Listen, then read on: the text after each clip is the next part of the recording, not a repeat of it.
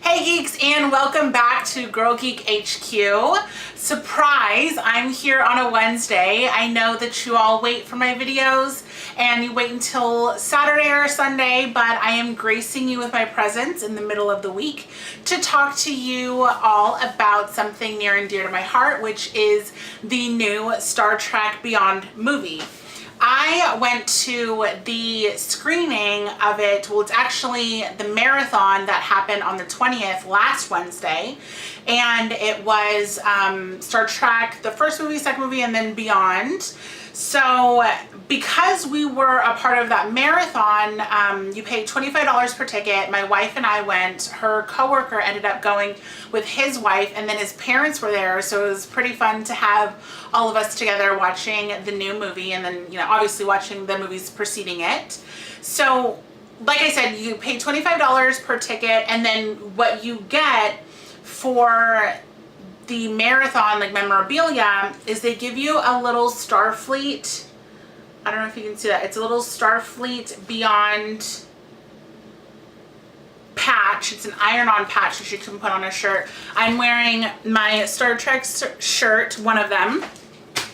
And in addition to that, you also got a commemorative poster. Oh, it's upside down. So you also get a commemorative poster. As you can see, it's the USS Enterprise. It's actually pretty cool. The artwork on it is really neat. So you get one of these per person as well. So you get the patch, you get the poster, and then they had limited edition collector cups. I don't think they have a popcorn bucket or anything, but they did have limited edition commemorative Star Trek Beyond cups that during the marathon you actually got free refills on the drinks. So the first one we actually got a large soda, and then the rest of the film we drank water because it was just too much sodium and caffeine to handle. So we ended up getting the 3 things to keep.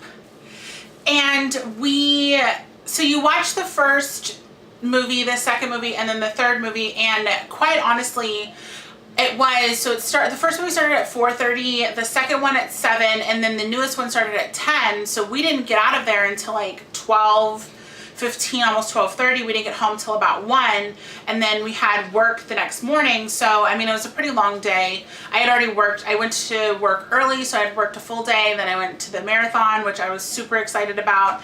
And I would have to say that out of all 3 movies, sorry, Weasley's walking in front of the camera like usual. So out of all 3 movies, I would have to say that number 2 is probably still my favorite. This film is kind of near and dear to my heart just because they did focus on, spoiler alert, they focused on Spock's death, which is Leonard Nimoy's real life death that happened last year. So they had to touch on that. And then in addition, there's, you know, Anton Yelchin. He's such a prominent character in this film. He has been in each, you know, preceding film, but this one I felt like he was there a lot more, or he was more present. And even then, maybe it's just because it's more apparent that he's no longer with us. So his character being obviously one of the main characters, I mean, it just kind of hit home. I mean, I really like his work outside of Star Trek. Actually, Green Room is one of my new favorite films. I just bought it on Blu-ray. I've seen it in theaters twice. I saw a screening of it, and then I actually went and saw it again. I took my wife to go see it because I liked it so much. And I mean, it was really sad. So the whole film to me kind of had a sad undertone throughout. Of course, it's a action-packed movie just like the rest of them, but it kind of felt a little somber, at least on my end. And I don't know, some of the other people that I've talked to had that feeling as well, that there was just kind of a sadness that was attached to it, but it's still a great film. It was not directed by the original, J.J. Abrams. He did not direct this one. He did write it, or he co-wrote it, and then he was there to produce it, but he did not direct it. So David Lynn, I want to say it's David Lynn, he is the director for a lot of the Fast and Furious movies, and there were a couple things that got to me.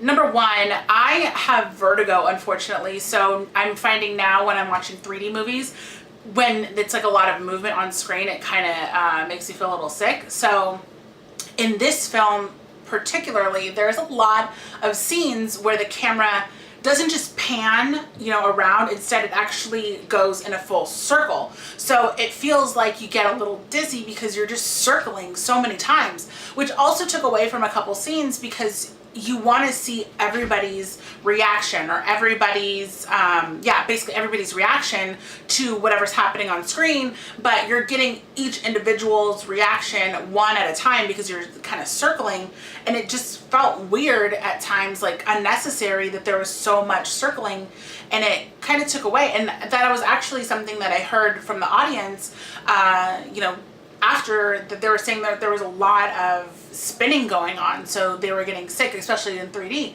So I knew it wasn't just me that was having an issue with it. Other individuals kind of had that takeaway as well. But the acting is really good. The storyline, it's a little different from the original two. The first two I felt like, the first one was, Spock and Kirk kind of butting heads, and then the second one was a real solidifying of their bromance and their friendship. And then this one, they kind of want to go in separate directions, but neither of them wants to talk about it. Neither of them wants to let the other one down.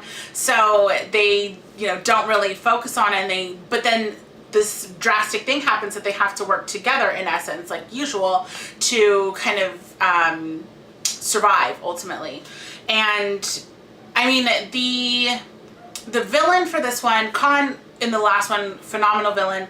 The villain in this one, I mean, quite honestly, it was a little, not cheesy. It kind of felt like an original episode where you had the definitive, protagonist character that was a little, I don't want to go too much into detail, especially for those who haven't seen it yet. If you haven't seen it, what are you doing? Why aren't you in theaters right now watching it? But, I mean, overall, it was a good movie.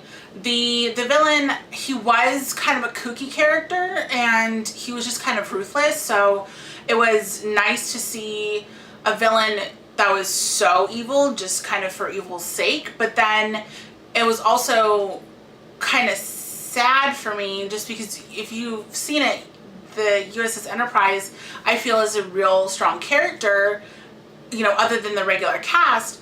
And what happens in the beginning, I mean, it was kind of dramatic and shocking, and then you're kind of at a loss, just like the regular, or just like the main characters are. And so, I mean, long story short, I really liked it. I think that it is a standalone from the other two.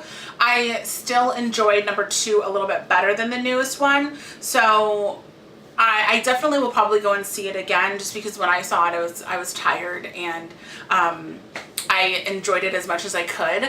But I definitely want to see it again, give it another chance, see it in 2D, not 3D. I don't think that it needs to be 3D, quite honestly, but to each their own. But other than that, I'm really excited for doing the marathon again, maybe at home this time, not in theaters where you're kind of cramped in a seat. But overall, it was definitely a good film, and I would suggest for you to go and check it out. Even if you're not a true Trekkie fan, going to see it just for the aesthetics alone. It has such awesome graphics. The characters are really well developed. There's a really interesting undertone throughout that I think others would really enjoy watching as well. So definitely check it out. Let me know what you think. Leave a comment below if you've seen it, if you're gonna go see it, what you think about it. I'm really interested in hearing what you guys have to say. Other than that, wait till this weekend when I come back with a review for Nerve. And I thank you so much for coming and watching these videos. Tell your friends, subscribe if you haven't already. You can find Girl Geek on Instagram at Girl Geek HQ. We have a lot of movie news coming up on there, as well as behind the scenes pictures that are starting to pop up from different movies. And then find us on Facebook at Girl Geek HQ. You can go to girlgeekhq.com. There's going to be some new content up on the site that it's going to be more movie and TV show related news. Other than that, thank you guys again so much, and I'll see you in just a few days.